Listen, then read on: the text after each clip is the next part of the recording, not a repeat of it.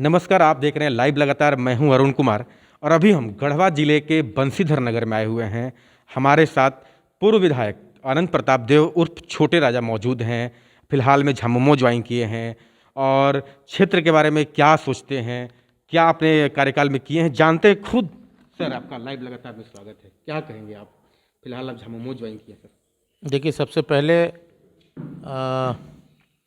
गणतंत्र दिवस की हार्दिक शुभकामना मैं देशवासियों को, राज्यवासियों को, जिले वासियों को और ख़ास करके भवनाथपुर विधानसभा वासियों को इस 26 जनवरी गणतंत्र दिवस में हार्दिक शुभकामना देना चाहता हूं। और मेरा मुख्य कारण झारखंड मुक्ति मोर्चा में शामिल होने का कई वजह है। सबसे पहले वजह ये है कि इस राज्य के माननीय मुख्यमंत्री जो हेमंत सोरेन जी हैं, लगातार आप देखे होंगे कि जितने टर्म वो मुख्यमंत्री रहे, अपने राज्य के हित के लिए, राज्य के नौजवानों के लिए, राज्य के विकास के लिए लगातार वो प्रयासरत हैं और प्रयास भी कर रहे हैं कि कोई भी नौजवान जो है बेरोजगार ना रहे। जहाँ तक अभी आपने देखा होगा कि जहाँ तक पारा टीचरों की मामला है उसमें परमानेंट उन्होंने कर दिया। इस जिले की सबसे बड़ी समस्या थी बिजली की, उसका निष्पादन उन्होंने किया। और इसके पहले जो मुख्यमंत्री थे रघुवर दास जी, चुनाव से पहले कहते थे कि हम 2017 में अगर हम बिजली नहीं दे पाए तो हम वोट मांगने भी नहीं आएंगे। लेकिन यही माननीय मुख्यमंत्री हेमंत सोरेन जी का देन है कि आज बिजली हम लोगों को मिल रही है। और सबसे बड़ी चीज़ है कि जिसके साथ हम जुड़े थे उसने हमारे व्यक्तिगत रूप से इस क्षेत्र के लोगों को धोखा देने का काम किया। वो पार्टी धोखा दी और हम निर्दलीय चुनाव लड़े और 56-57 हज़ार वोट भी आया मुझे। लेकिन हमारे लोग विचलित नहीं रहे। हमारे लोगों की बराबर सोच रही, बराबर हम लोगों को कहते थे कि भाई हमारा आगे का क्या रहेगा, कहाँ किस पार्टी में हम जाएंगे। तो माटी की पार्टी, झारखंड हित के लिए सोचने वाली झारखंड मुक्ति मोर्चा, हम उसके साथ जुड़े हैं। माननीय मुख्यमंत्री जी के साथ भी हम विधायक रहे हैं और निश्चित रूप से आने वाले समय में हम लोग जिस तरह से लगातार विकास कर रहे हैं। अभी देखिए, सबसे बड़ी समस्या, हम लोग गए थे व्यक्तिगत रूप से मिलने, हम और ताहिर अंसारी जी। ये पलामू जिले और गढ़वा जिला में भाषा का मामला चल रहा था, तुल पकड़ा हुआ था।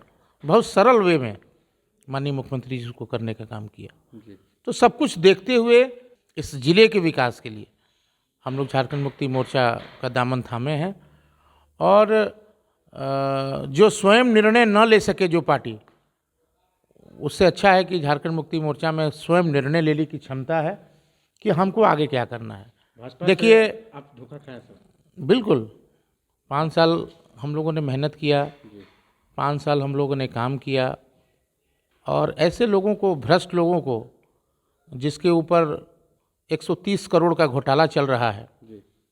और यही नहीं, झारखंड में तो नमूना घोटालेबाज का है ही है। बंगाल में भी जितने भी ये घोटालेबाज थे सबको शामिल कर दिए थे। उत्तर प्रदेश में भी हमको लगता है वही चल रहा होगा। तो निश्चित रूप से जो है ये मतलब सिद्धांत विहीन पार्टी है। लगातार आरोप प्रत्यारोप लगाते रहते हैं। क्या चीज़ के? तो विधानसभा के वो कुछ न कुछ बोलते रहते हैं आपके बारे यही हेमंत सोरेन जी थे जिनके द्वारा हमने 1320 मेगावाट का पावर प्लांट का निर्माण का हमने आधारशिला रखा था। जो नौजवान इस राज्य में सारी व्यवस्था होने के बावजूद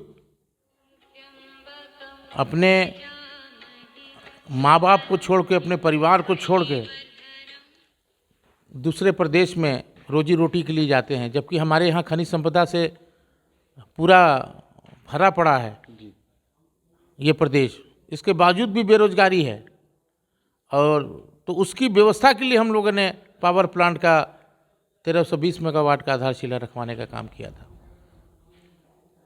तो ऐसी परिस्थिति में मृदुल भाषी जो हर कार्यकर्ता से लेकर हर लोगों को सम्मान देना जानता हो, आदरणीय हेमंत सोरेन जी और विषम गुरु जी, जिन्होंने इस झारखंड निर्माण के लिए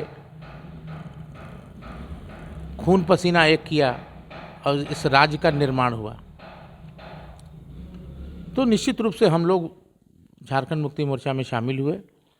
और आने वाले भविष्य में मेरे ख्याल से समस्याएं तो राज्य में या क्षेत्र में या गांव में अगर समस्या का समाधान भी हो जाए तो अगला समस्या हो जाता है, तो उसका भी समाधान जो है हम लोग कराने का प्रयास करेंगे। और माननीय मुख्यमंत्री जी को अपने क्षेत्र में भी हम लोग लाना चाह रहे हैं कि भवनाथपुर विधानसभा में आए और जो यहाँ की जटिल समस्या है, पावर प्लांट की समस्या है, उसको कम से कम उनके माध्यम से ही हो।